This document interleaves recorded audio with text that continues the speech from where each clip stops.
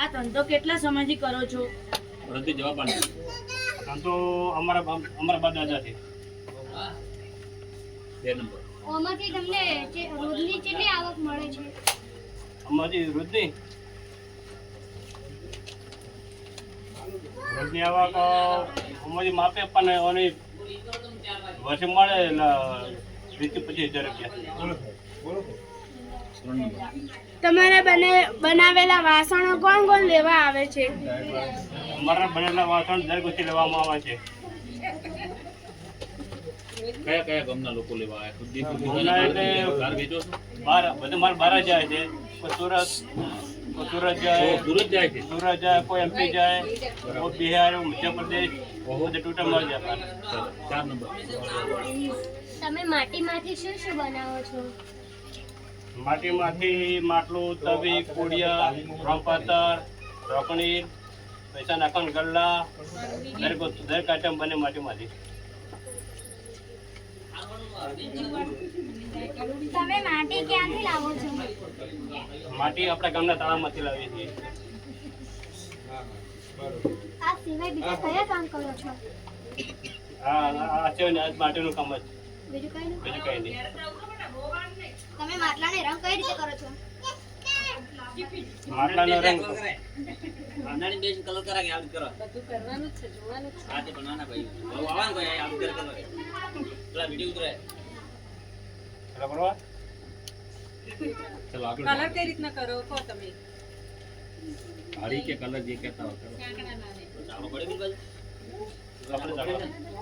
આગળ પછી લઈએ. ચલો એના પછીનો પ્રશ્ન કરો ભાઈ, જે કે જેને પૂછવું હોય એના પછી કોણ પૂછવાનું? કોણ હતું? હા કરો. તમે માટી કેવી રીતના તૈયાર કરો છો?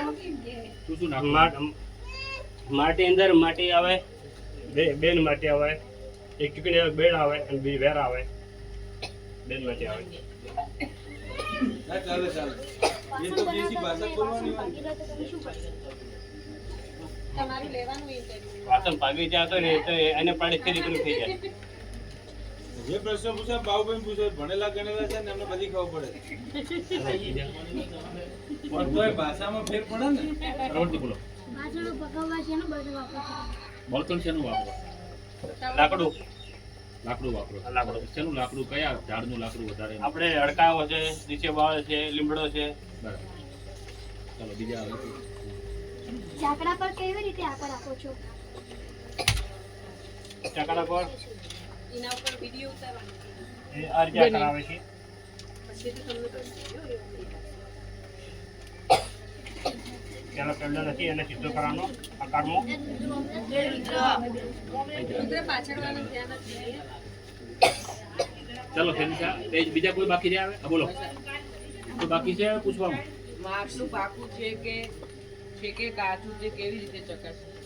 ભરતભાઈ માટલું પાકું છે કાચું કેવી રીતે ખબર પડશે? હવે તમે માટલું પાકું કાચું એ રીતે તેના અણકર પરથી અણકર ઉપર પડશે. એને અણકર કરવો પડે. ચાલો બીજા કોણ હતા? અલગ અલગ માટલાના ભાવ જણાવો. હા અલગ અલગ માટલામાં જે મોટો માટલું હોય છે એને ગોળા કહેવામાં આવે છે, તેના 200 રૂપિયા ભાવ છે. એનાથી નાનું આવે છે એના 100 રૂપિયા ભાવ છે. એનાથી નાનું આવે છે એના 50 રૂપિયા ભાવ છે. જે ગડું કહે છે ને એના 20 રૂપિયા ભાવ છે. ચાલો બીજા કોણ હતા? કોને પૂછવું છે હવે? બરાબર થોડા આમ કરીને બનાવજો એટલે પાછળ વાળા છોકરોને દેખાય. હા, એક મિનિટ. સોહમ